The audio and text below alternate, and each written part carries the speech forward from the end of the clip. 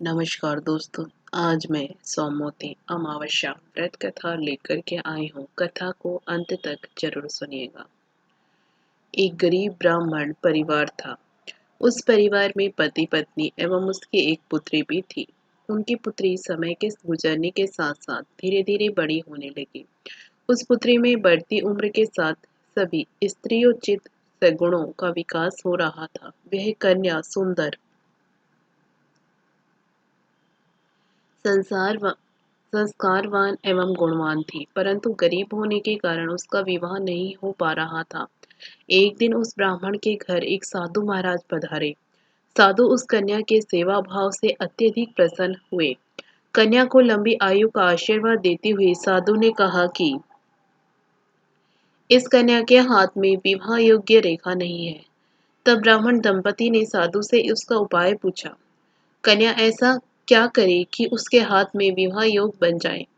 साधु महाराज ने कुछ देर विचार करने के पश्चात अपनी अंतर्दृष्टि में ध्यान करके बताया कि कुछ ही दूरी पर एक गांव में सोना नाम की एक धोबन महिला अपने बेटे और बहू के साथ रहती है, जो बहुत ही आचार विचार एवं संस्कार संपन्न तथा पतिपरायण है। यदि एक सुकन्या उस धोबिन की सेवा करे और वह महिला इसकी शादी में अपनी मांग का सिंदूर लगा दे तथा उसके बाद इस कन्या का विवाह हो जाएगा, तो इस कन्या का वैधव्य योग मिट जा सकता है। साधु ने यह भी बताया कि वह महिला कई बार आती जाती नहीं है। यह बात सुनकर ब्राह्मणी ने अपनी बेटी से धोबिन की सेवा करने का प्रस्ताव रखा। अगले दिन से ही कन्या प्रातःकाल ही उठकर सोना धोबिन के घर जाकर साफ सफाई एवं अन्य सारे कार्य करके अपने घर वापस आने लगी। एक दिन सोना धोबन अपनी बहू से पूछती है कि तुम तो सुबह ही उठकर सारे काम कर लेती हो और पता भी नहीं चलता। बहू ने कहा, माँ जी, मैंने तो सोचा है कि आप ही सुबह उठकर सारे काम खुद ही खत्म कर लेती हैं। मैं तो देर से उठती हूँ। यह सब जानकर दोनों सास बहू घर की निगरानी करने लगी कि कौन है जो सुबह ही घर का सारा काम करके चला जाता है।